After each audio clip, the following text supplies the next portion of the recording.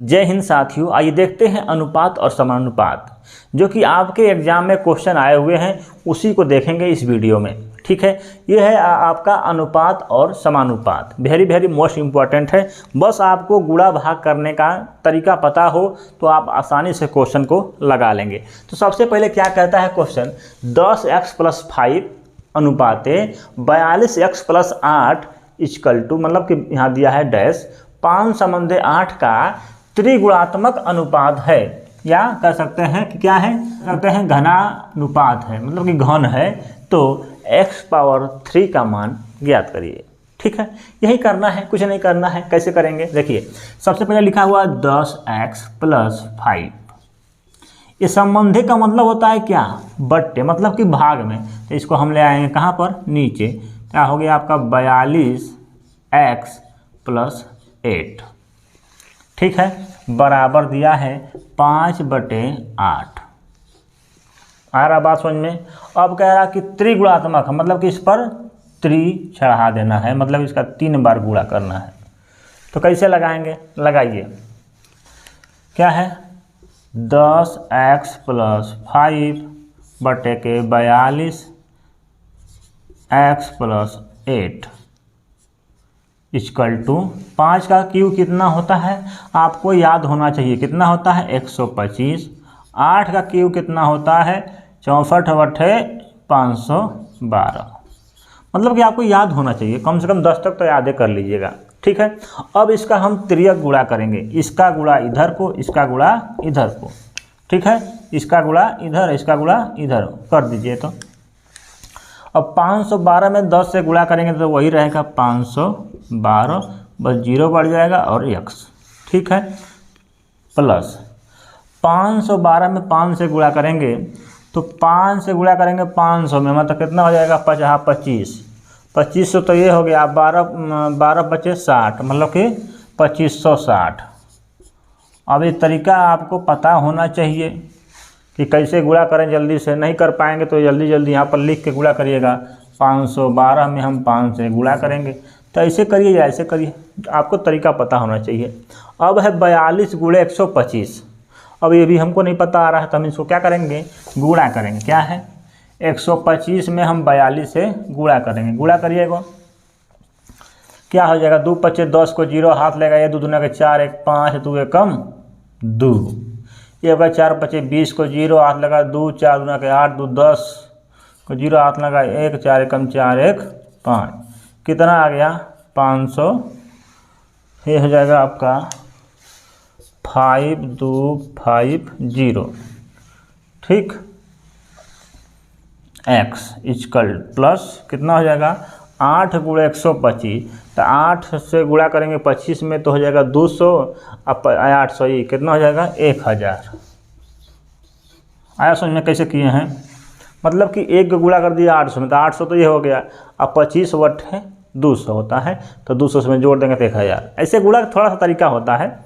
इसके बाद आप इसको हल करिएगा। हल कैसे करेंगे, अब देखिए, ये भी x वाला मान है, ये भी x वाला मान है, इसको इधर उधर करना पड़ेगा। तो इसको ले जाइए इधर, या इसको ले आइए इधर, तो इधर ले आते हैं। तो घटा देंगे इसमें से इसको। ये कौन सा बड़ा दिख रहा है आपको, ये वाला बड़ा दिख रहा है, मतलब माइनस में आएगा। तो उधर ये भी जाएगा तो माइनस में हो जाएगा, कोई दिक्कत नहीं है। कितना हो जाएगा घटाइए तो, 0 में से 0 जा 0, और 5 में से 2 जा 3, और 2 में से 1 जा 1, 5 से 5 कट गया x, 130x बराबर, इसको ले जाइए इधर। तो 250, 2560 है, 1000 घटाएंगे क्या आ जाएगा 1560, माइनस में भी आएगा। ठीक है, अब माइनस से माइनस कट गया। अब ये 0 से 0 कट गया, कितना आ गया 13x = 156। तो 13 में क्या गुणा करेंगे तो 6 हो जाएगा, 3 दूना का 6, मतलब कि 12 से कटेगा। मतलब कि x का इक्वल टू कितना आ गया 12। x का मान आया 12। ऑप्शन में 12 नहीं मारना है। क्या क्वेश्चन कह रहा था, x⁻3 का मान ज्ञात कीजिए। तो 12⁻3 का मान कितना होता है बताइएगा। 12 का वर्ग होता है 144, अब 12 का क्यूब होता है कितना 1728।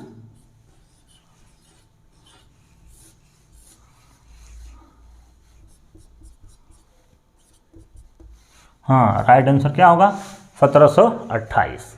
ठीक है, तो इस तरह से आपको क्वेश्चन को लगाना है। आया समझ में? देखिए साथियों, सेम चीज़ वही है, बस अंक बदल दिया है। क्या है 2x + 3/5x + 4।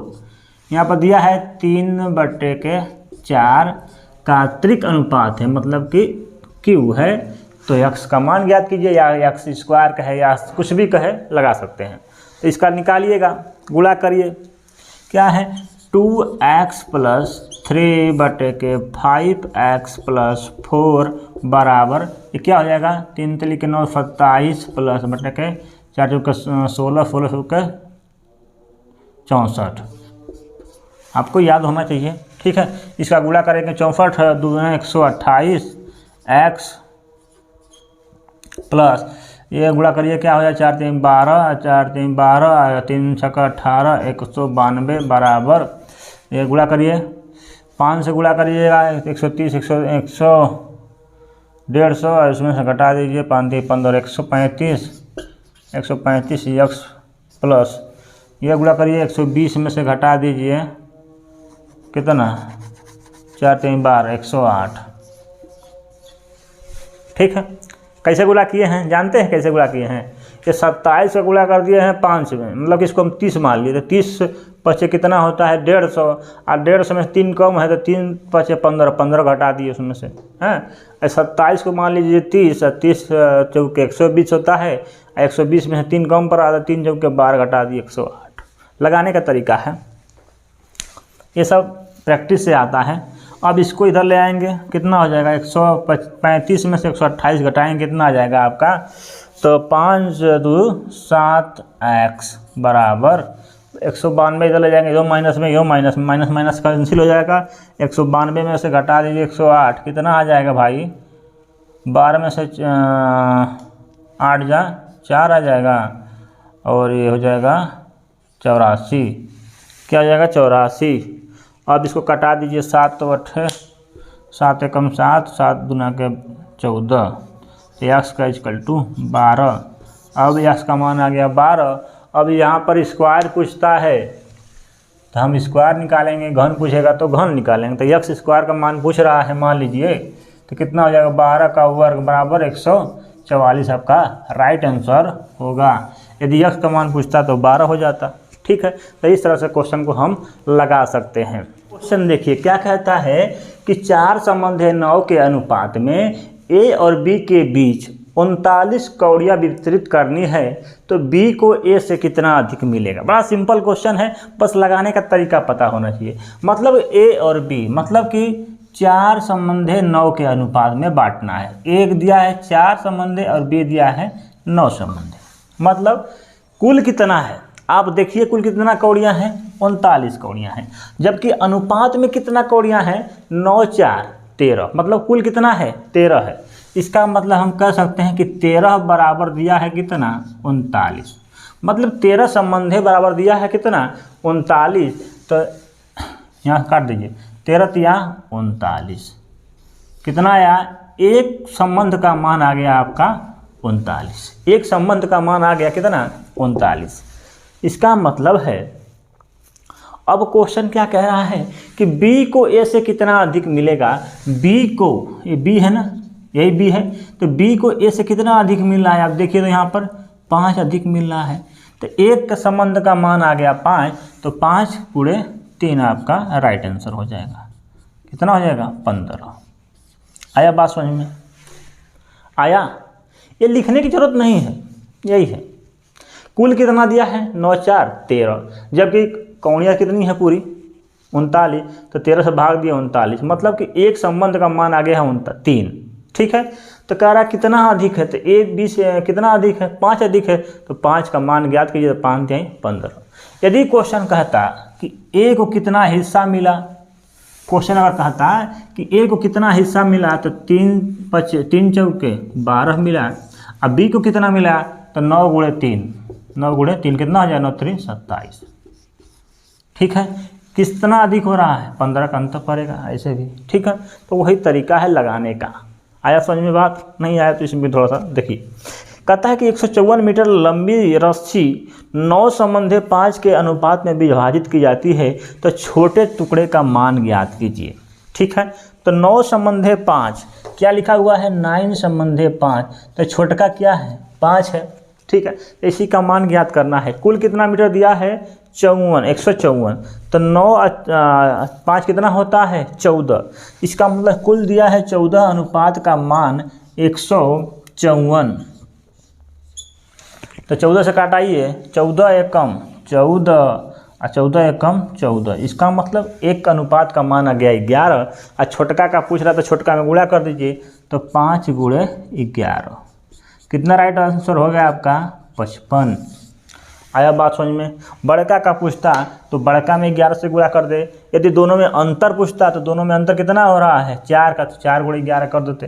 क्वेश्चन कैसे भी पूछे आप लगा सकते हैं। ठीक है, सिंपल है। समझ में आया बात को? ये बहुत ही अच्छा क्वेश्चन होता है। इसलिए अगला क्वेश्चन देखिए क्या कहता है, x संबंधे 16, यहाँ पर लिखा हुआ है डबल, ये फिर ये मतलब क्या होता है, इसका मतलब क्या होता है, बराबर होता है। क्या होता है, बराबर, समानुपात, मतलब बराबर है दोनों। क्या है, 63 अनुपात 36 है, तो x का मान ज्ञात करिए। कुछ नहीं करना है। देखिए जो एक बिंदु वाला रहेगा इसका मतलब होता है बट्टा, अगर दोनों एक साथ रहता है इसका मतलब होता है बराबर।